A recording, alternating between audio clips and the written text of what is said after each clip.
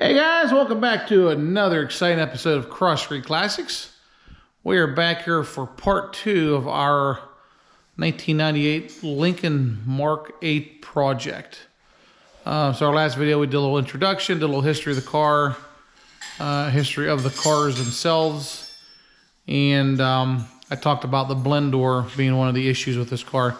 So that's what we're going to tackle today. So we're going to get in here. I got the battery already disconnected, that fancy knife switch. So we're going to start taking some stuff apart. There's a lot that got to come out of here. Console got to come loose, radio got to come out, steering column got to come loose, trim panels galore, just to get to that little thing behind the radio. So we're going to start taking stuff apart. I'll keep you posted, let you know what we're doing. We're going to start with getting the radio removed. I've got the radio removal tools here, the Ford ones. We're going to get that out, get that started, and start tearing in. So let's go. All right, guys, so a little bit of an update here. There's that panel here with the heated seats and defroster. We got that removed. And then we got the radio removed, pulled the radio out. That was easy with the right tools. There was a few screws down here you pulled off and took the wood trim panel off, and then there was a few screws in the console here, half a dozen or so, a couple plugs, a couple down here on the bottom. Get them out and the whole console comes apart. Probably the most difficult part I had was getting these two clips out. This is, I hate these kind of clips. They're almost like one and done. You never want to, they're never made to be removed, which they probably weren't. But we were real careful and didn't break anything, so that's pretty cool. So next step here, we're going to get under the dash, and we got to unplug some stuff for the steering column. And we'll be back with another update.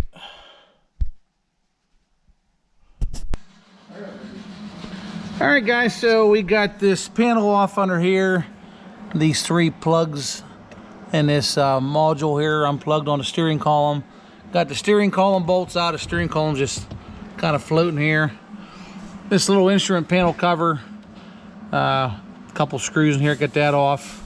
Undid the light switch and all that stuff. Got this whole instrument panel off here. I did take this information center section out. It just kind of pops out and unplugs. That was easier. That made it easier to get the instrument panel out, because that little there's a little grill there. That's your climate control sensor. It sticks up a little bit, so I got that out of the way. So I did that. Remove the sill panels here. Now a lot of this here too, guys, I'm removing completely. I don't think we need to remove all this stuff, but we're gonna pull the seats out here eventually and shampoo the carpets and stuff. So I want it all out anyway. So then we got I pulled the weather stripping off here, the door weather stripping, and I got the A-pillar molding off. It just unclips, popped it off, both sides are done. So another update on this, and we'll continue on here. All right, guys, so we got these door sills removed, got the kick panels out. You just pull them out. The hood latch is in the way a little bit, but it comes out. And then there's a series of bolts to get the dash out. There's one here, one up under here. I took this thing here out, and the studs behind this harness, put a long extension through, got that one out. There's a bracket here, 2 bolts. Then there's 2 nuts here, one on each side. And then over there is one bolt at the kick panel. Actually, it's actually 1 nut. And then there's 6 bolts up here on the top, and Blake and I got this loose. I wonder why this side wasn't coming as far as the other one does. And I realized that the studs for the steering column are, the steering column's caught on it. So I think I can get to it from here. There's the box down here. I even pulled this this information center display out. There's the box. I can get to the one screw here, and the other one's on the other from underneath the glove box. So I think we're going to try and just remove it. You can see I'll point to it here. You can see here, this is what's broke. This here's broke off of that, so that's not good. So we're gonna get that off and get it replaced. All right, guys. So got the old actuator out here. This is why this failed. This was the old lever. So that's why that failed. So the new one should be a lot better quality, and hopefully it'll last a little bit longer than this. So we got it up in there.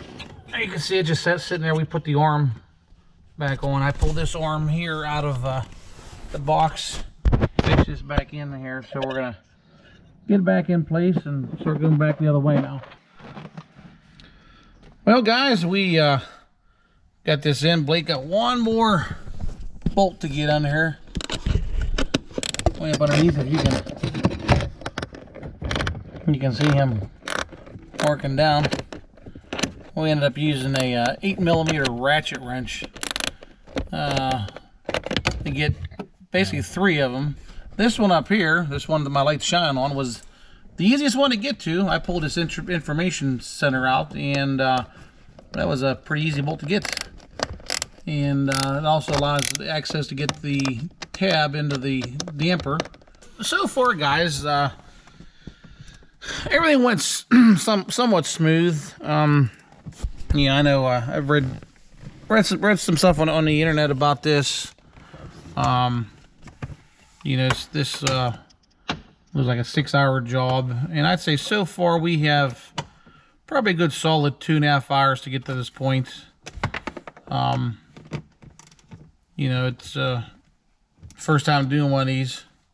Hopefully the last. Yeah, hopefully the last. If that one lasted, if this one here lasted 110,000 miles, maybe this new one will too. But I'm not sure when this old one went. But this was the factory one. There's the part number F7. So it's a 97 part.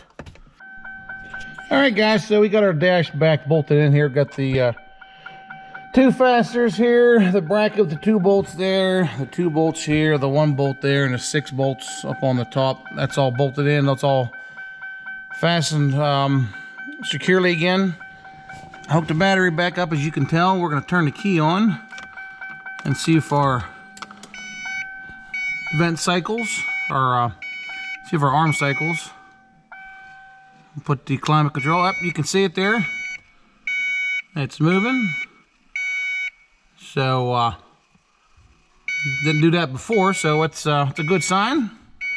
So we're gonna turn the key off here, pull the key out, and get this back together, and take it out for a test ride, and see if we have heat.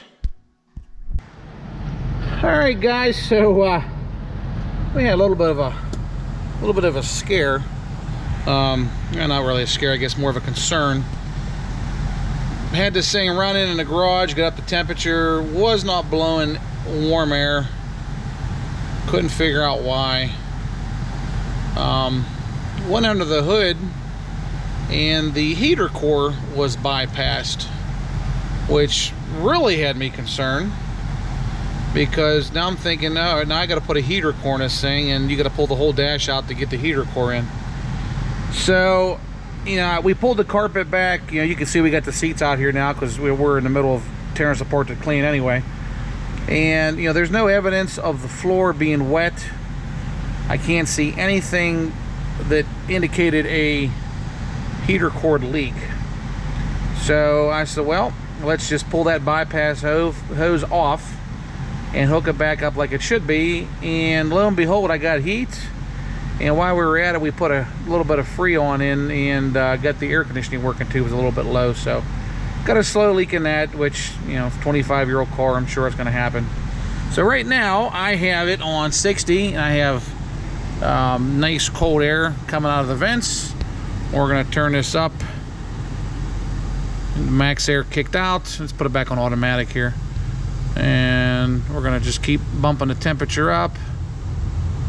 74, 75.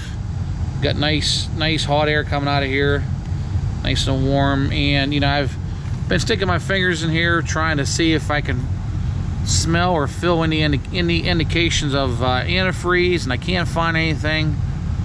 So the only thing I can think of is that when the blend door went bad, they bypassed the heater core because it was maybe giving too much hot air in. I mean, I know all the indications of a blend door going bad seem to be no heat, but maybe in this instant there was too much heat and they decided just to bypass it. Because I'm gonna say, you know, the gentleman that had this car, he pretty much only drove it in the summertime, so it didn't need heat anyway.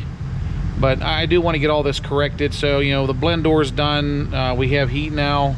We're going to continue to watch to see if we have any heater core issue.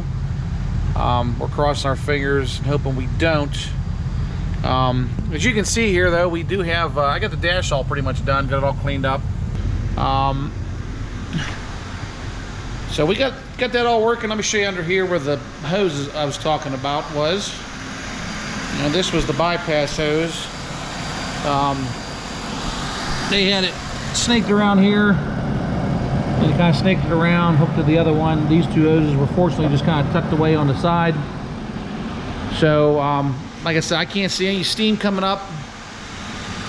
You know, so everything seems to be pretty good. So, so we're going to call that a success, guys. You see this side of the dash here. Like I said, I can't see anything, evidence of a leaky heater core, and we're hoping that's the case. So anyway, guys, as always, appreciate you watching, liking, subscribing, and we'll catch you later. See ya.